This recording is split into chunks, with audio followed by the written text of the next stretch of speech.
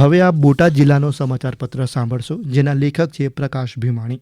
ચોમાસાની શરૂઆત થઈ ચૂકી છે. ચોમાસાના પ્રારંભે જ બોટાદ જિલ્લામાં એક જ દિવસમાં 7.5 ઇંચ વરસાદ પડ્યો હતો, જેને પગલે તમામ તાલુકાઓમાં વાતાવરણમાં ઠંડક પ્રસરી ગઈ છે. ભારે વરસાદને કારણે જિલ્લાના તમામ તાલુકાઓમાં ખેતીમાં નુકસાનના અહેવાલ પણ સામે આવ્યા હતા. વરસાદના કારણે શહેરમાંથી પસાર થતી મધુ તેમજ ઉતાવળી નદીમાં પણ પાણીનો પ્રવાહ વધ્યો હતો.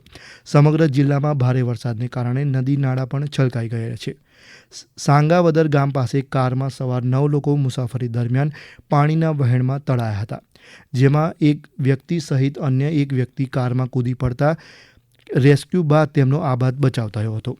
અગ્નિશમન દળ તેમજ સ્થાનિક તરવૈયા તથા એનડીઆરએફની ટીમ દ્વારા ગુમ થયેલા તમામની શોધખોળના અંતે 7 લોકોના મૃતદેહ મળી આવ્યા હતા. તે તમામના પોસ્ટમોર્ટમ અર્થે સરકારી હોસ્પિટલ લાઠીદળ ખાતે ખસેડવામાં આવ્યા હતા. ત્યાં પહોંચી મૃતકના પુત્ર સાથે સાંસદ નીમુબેને મુલાકાત કરી સમગ્ર દુર્ઘટના અંગે માહિતી મેળવી શોક વ્યક્ત કર્યો હતો. આગામી શુક્રવારના રોજ અષાઢી બીજ નિમિત્તે રાજ્યમાં રથયાત્રા યોજાશે, જેમાં ગઢડાની રથયાત્રા ગુજરાત રાજ્યની 3જા ક્રમની જગન્નાથ રથયાત્રા ગણવામાં આવે છે. ત્યારે ગઢડા ખાતે યોજાતી આ રથયાત્રાને લઈ આયોજન સમિતિ દ્વારા તડામાર તૈયારીઓ કરવામાં આવી રહી છે.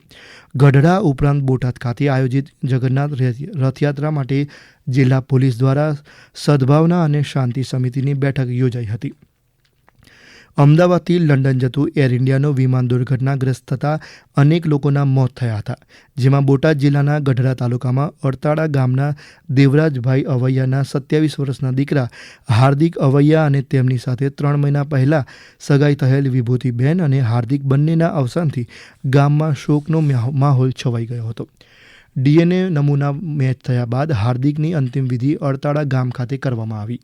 દેવરાજભાઈના પરિવારના આ શોકમય સમયે સંતો, સાંસદ સહિતના રાજકીય આગેવાનો અને ગ્રામજનોએ ઉપસ્થિત રહી સાંત્વના સાથે જરૂરી વ્યવસ્થામાં સહભાગી બન્યા હતા. બોટાદ જિલ્લામાં 11મા આંતરરાષ્ટ્રીય યોગ દિવસની ઉજવણી કરવામાં આવી. જિલ્લામાં કુલ 650 જેટલા સ્થળ પર યોગ દિવસની ઉજવણી કરવામાં આવી. જિલ્લા કક્ષાની યોગ દિનનો કાર્યક્રમ સરકારી હાઈસ્કૂલ ખાતે યોજાયો, જેમાં જિલ્લા પંચાયત પ્રમુખ, જિલ્લા કલેક્ટર, જિલ્લા વિકાસ અધિકારી, જિલ્લા પોલીસ વડા, અન્ય અધિકારી પદાધિકારી સહિત પોલીસ, દિવ્યાંગ બાળકો, યોગ સાધકો અને શાળાના વિદ્યાર્થીઓ સહિત નાગરિકો મળી આશરે 1200 જેટલા લોકો યોગમાં જોડાયા હતા. બોટાદ જિલ્લાના 4 તાલુકાની કુલ 92 ગ્રામ પંચાયતમાં સ્થાનિક સ્વરાજ્યની ચૂંટણીને લઈ મતદાન શાંતિપૂર્ણ માહોલમાં યોજાયું. શાંતિપૂર્ણ માહોલમાં મતદાન થઈ શકે તેને લઈ પોલીસ બંદોબસ્ત પણ ગોઠવવામાં આવ્યો હતો. ખેતીની મોસમ હોવાથી ખેતી કામે જતા પહેલા વહેલી સવારે મતદાન કરવા માટે મતદારોમાં અનેરો ઉત્સાહ પણ જોવા મળ્યો. સમગ્ર રાજ્યમાં આવતીકાલથી શાળા પ્રવેશોત્સવ શરૂ થઈ રહ્યો છે, ત્યારે બોટાદ જિલ્લામાં પણ તેનું આયોજન કરાયું છે. જિલ્લામાં 26, 27 અને 28 જૂન દરમિયાન શાળા પ્રવેશોત્સવ અને કન્યા કેળવણી મહોત્સવને સમાજોત્સવ તરીકે ઉજવવાનું નક્કી કરાયું છે. કન્યા કેળવણી મહોત્સવ કાર્યક્રમ માટે બોટાદ જિલ્લા કલેક્ટર ડૉક્ટર જીન્સી રોય અને જિલ્લા વિકાસ અધિકારી અક્ષય બુડાનિયાની પ્રેરણાથી એક પણ બાળક માધ્યમિક શિક્ષણથી વંચિત ન રહી જાય તે માટેના પ્રયાસો પણ હાથ ધરવામાં આવ્યા છે.